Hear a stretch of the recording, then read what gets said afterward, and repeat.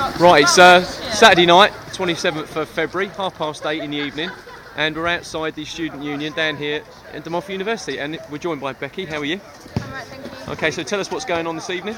Tonight we've got 20 DMU students as part of Student Volunteering Week are sleeping out tonight for Action Homeless.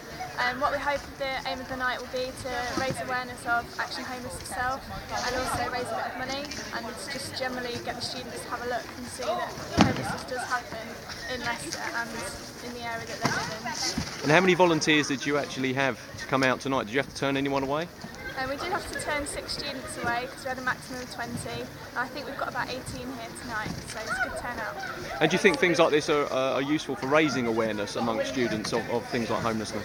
I think it is great to raise awareness of the issues, and then if they want to they can go on and volunteer further and just take it on board really that there are a lot of issues to deal with within Leicester, and one of them is homelessness. Brilliant. Right, okay, we're going to move on to the CEO of Action Homeless, our good friend Rob Parkinson. How are you, Rob? All right, thank you, John. Fantastic. So what do you think about the students' efforts this evening? No, it's brilliant. I mean, rough sleeping is a really important issue in the city. It's still going to be important. Just between April and December last year, there were 209 rough sleepers presenting themselves in the city.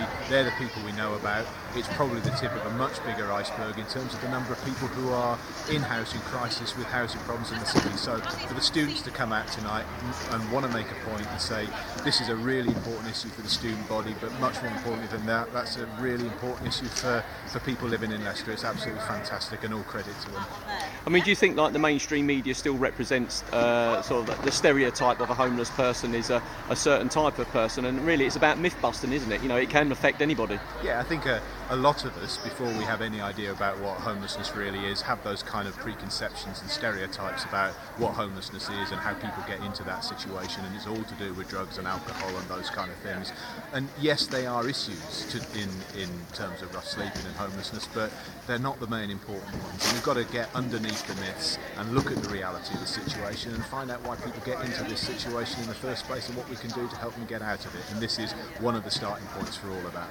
Excellent. Right, let's move on to we've got Carl and Sean have joined us tonight as well. They're giving up their Saturday evening. These guys are some service users from Action Homeless down at the Hollies, isn't it? You guys are at. Yep, Now I think you could look at the students' face earlier when they were having a bit of a briefing about things they could and couldn't do tonight, about keeping warm and being aware of the signs of hypothermia and spacing their warm drinks out. And I can see you guys nodding as well. I mean, you've experienced it. I mean, what do you think of these kind of things when people try and experience what it's like to at least raise awareness?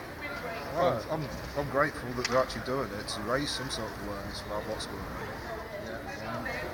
As I say, the fact that even they're going to physically experience just the coldness or the harshness of the weather alone without the other added problems about getting money and trying to keep warm and get food, etc.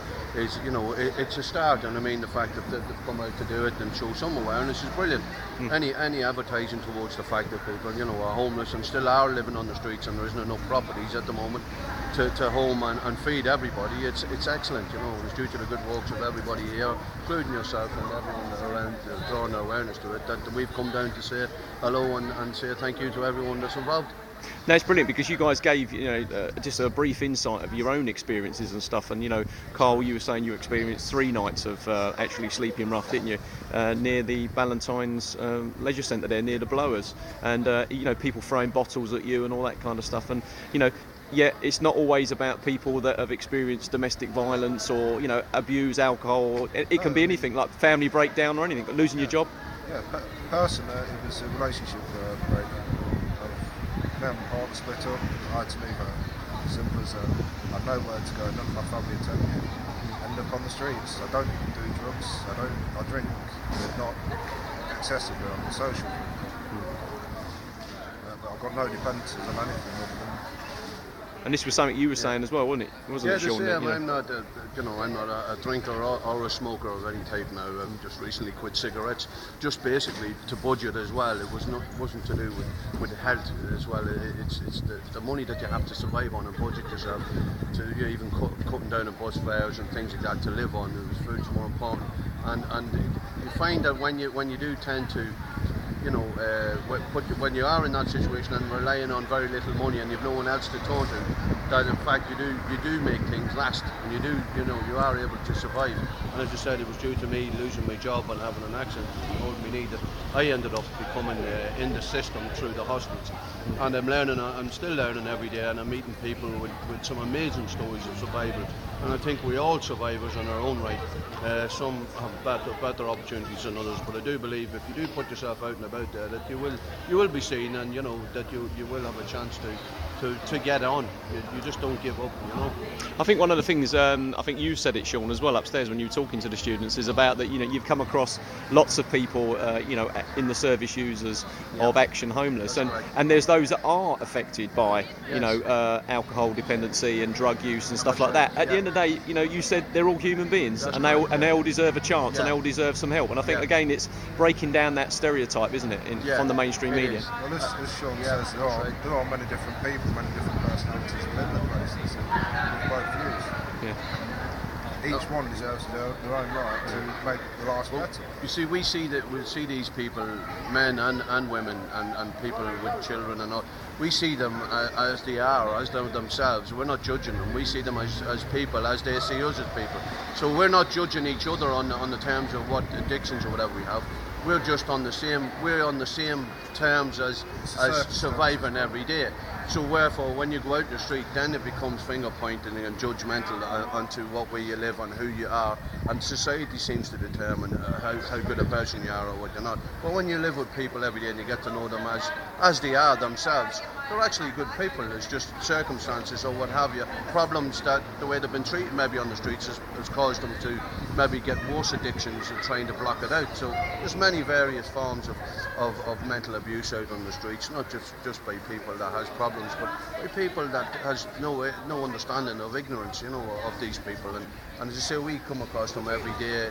We visit different hospitals and we go around and all we can say is, we try to show the positive side of it and what can be done to help. And obviously, the people that's in the system too, there's not very much information at the moment as to the form that there is help out there, and it's through meeting other people that we can actually pass this information on to other guys, because as you said, some of them aren't mentally able to do what we do at the moment.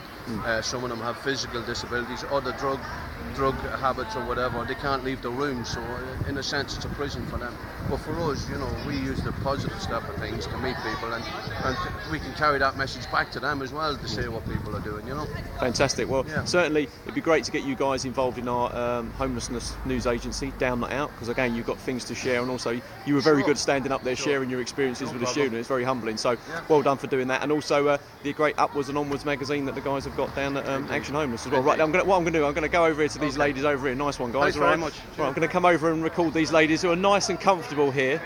And what I want to know is, especially this lady here and this one here, both got duvets because they haven't got sleeping bags. Why you've given up a perfectly comfortable bed that obviously this duvet was on to come and take part in this event? Can you tell us why? Well, I can't really raise money when you're sat in bed, so whether you can out on the street.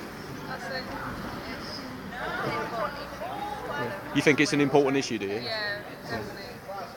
Now, someone was telling me that they get about 1,000 students on a Saturday night here. Are you hoping that some of them will give some of their spare change to a great charity like Action Homeless? A lot of my mates go to Sleep Out too, so I told them to come down and give us some money as well. Yeah. Okay. Now I'm going to move up to some hardcore people up here who have got sleeping bags. So, how did you guys get involved? How did you find out about tonight? The Involve Academy, the volunteering. Yeah. How did you get involved tonight? How did you find out tonight? How did I find out about tonight? Yeah. Through the volunteering. Through being involved here, yeah. Yeah. And are you do you think that things like homelessness and stuff are issues that are kind of misrepresented in the mainstream media, and things like this will really help? Yeah. I think the students have a big voice as well, so there's a lot of us. If we can, if all of us can tell a few people about the issue of homelessness, and hopefully stereotypes will be changed for the better. Brilliant. Excellent. Guys, thanks very much. Yeah. Try and stay warm.